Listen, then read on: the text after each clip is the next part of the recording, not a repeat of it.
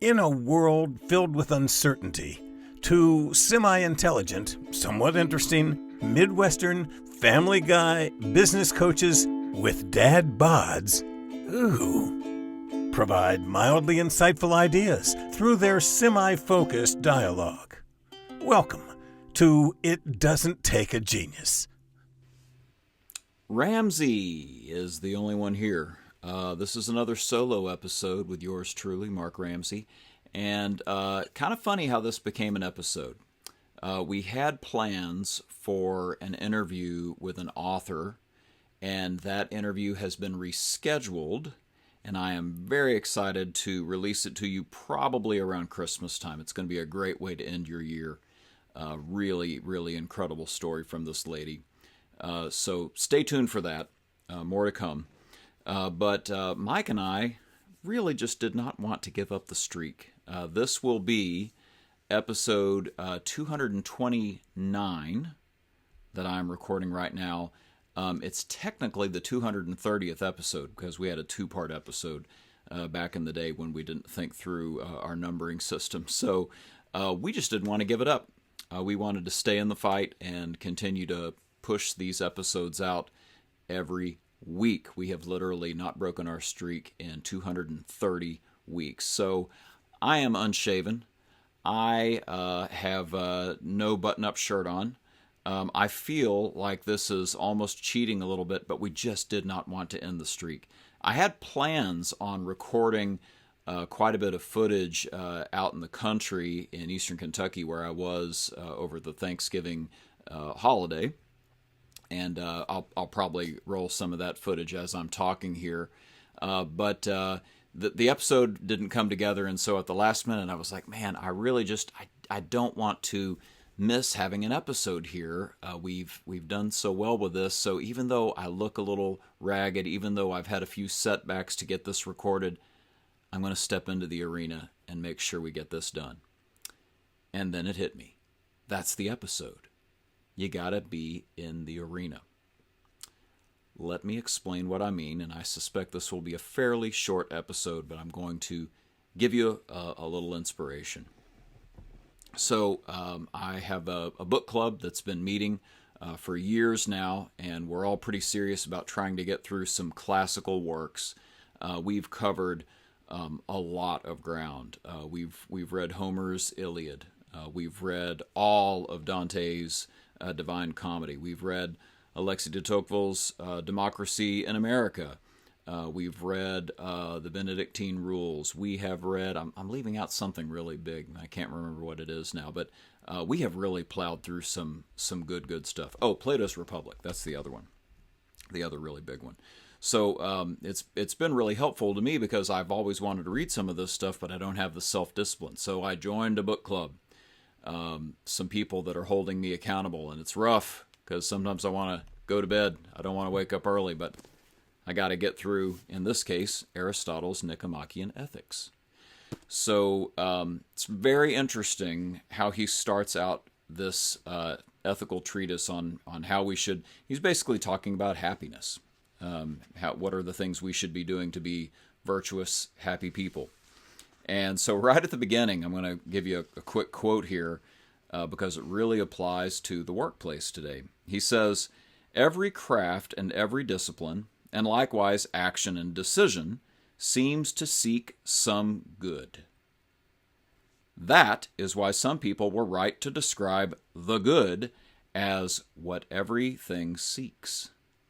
We are all doing things and achieving things to achieve some sort of end." And so he goes on to say that the fact is that these goods that we are trying to achieve are a little bit nested. So he gives some example. He says, we may practice medicine, but it's for the end, for the good of health. We may practice generalship, right? Becoming a really good general, but it's not because that's the end. It's because being a good general allows us to achieve success in war, victory. And sometimes it's even more nested than that. Perhaps you're a bridle maker, and the good of bridle making seeks horsemanship, right? And why would you have horsemanship? Well, maybe it Maybe that rolls up too, right? You want good horsemanship so you can have a good army, a good cavalry, so that you can win victory in war.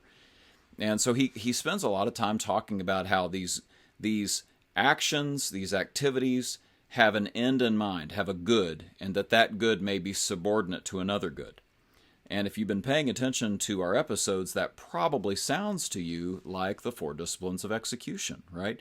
You have a goal that you're trying to achieve at the department level, at the business unit level, at the team level, but it rolls up into the organization's wildly important goal, right?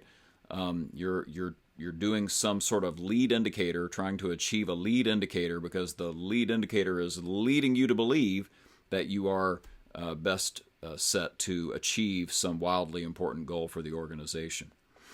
So, diet and exercise, right? We've talked about this before. I may have a goal as to how much I eat during the week and how much I exercise during the week, but it's with an end in mind. The good I'm trying to achieve is this wildly important goal of weight loss or muscle gain or losing inches off my waist or what have you. So, all that to say that he makes this claim that everything is trying to achieve a good, and that the most ultimate good you could achieve is happiness. He goes on to define happiness, and I'm not going to take a lot of time to do that here because I honestly don't feel qualified to do it. It's such a dense book. He's so very thorough in categorizing things to make his points. But I did want to read you this quote a little further into Book 1 of the Ethics. And this sort of hit me like a ton of bricks when I read it. So he's in the middle of this section where he's basically saying that happiness is the best, the most beautiful, the most pleasurable thing you could do as a good, as an end into itself. And in the middle of saying this, he says this: "And just as Olympic prizes are not for the finest and strongest, but for the contestants, since it is only these who win, the same is true in life. Among the fine and good people, only those who act correctly win the prize." I love that idea, right? The strongest person, the best person, is not who wins the Olympics. It's whoever enters the competition in the Olympics and wins that competition. That's who wins the Olympic medal, right? And the same is true in life, right?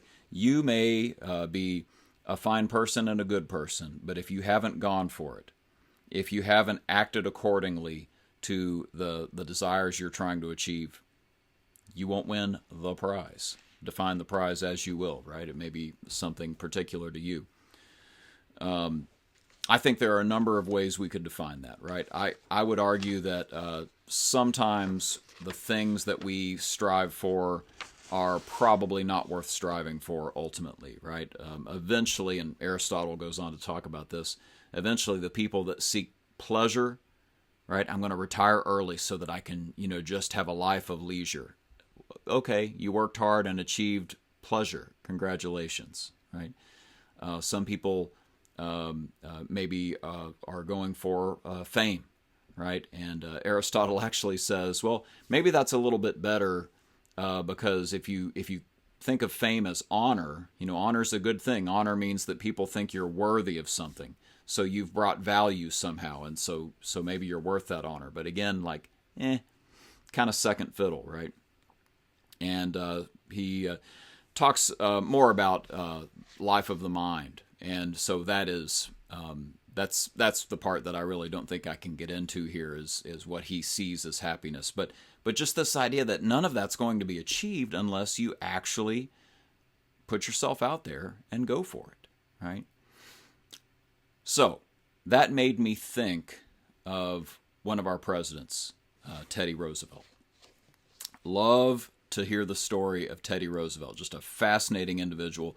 In case you're not familiar, he's born a little bit before the Civil War, very sickly as a boy, and ends up sort of later developing his body through really intense exercise, really intense discipline, and becomes this sort of seen as someone who really lives a rugged life and is this ball of energy, constantly staying in motion and manly in that sense. He goes to college. He drops out of law school. He ends up running for office in the New York State Assembly, and has a wife and a mother who die on the same day in 1884. And so he just abandons his career path and sort of retreats out of public life, goes to a cattle ranch, of course, ends up remarrying, ends up having more children, ends up losing his political battle for mayor of New York City, but stays in the fight, stays politically active, it serves on various boards and so on and so forth. Well, he's working for the Secretary of the Navy under President McKinley in the 1890s, and in that period, we declare war on Spain. And Roosevelt resigns as his role as the Assistant Secretary of the Navy and organizes the Rough Riders, the military unit known as the Rough Riders. And you've seen many pictures of Roosevelt doing this. He becomes a hero during the Battle of Santiago in Cuba, becomes a hero of the Spanish-American War. He returns to politics and is elected governor of New York. And there begins his great rise to fame. He easily wins the presidential election eventually. And by I believe it's 1909, he is done with his term in office. He has won the Nobel Prize for negotiating the end of a war between Russia and Japan. The construction of the Panama Canal has begun. All sorts of good things have happened during his presidential term, and so he's done with his term, and he goes on almost a year-long hunting safari in Africa, and during that period of time, before he comes back and runs again, unsuccessfully, by the way, for the presidency, he gives a speech in France at the Sorbonne. And so I want to read you a piece of this speech. I first encountered it on the back of a car dealership bathroom door. So I was literally sitting on the can and look up, and here's this speech. And it is stirring. I'm just going to read you just this tiny piece of it, but it fits so well with any of you who are wanting to stay in the fight and keep going and try to achieve that thing that you feel like is worth the prize, right? The prize that you feel like is worth the fight. So this is an excerpt from a 1910 speech by Theodore Roosevelt. The speech is called Citizenship in a Republic, but it has become known as The Man in the Arena. It is not the critic who counts, not the man who points out how the strong man stumbles or where the doer of deeds could have done better.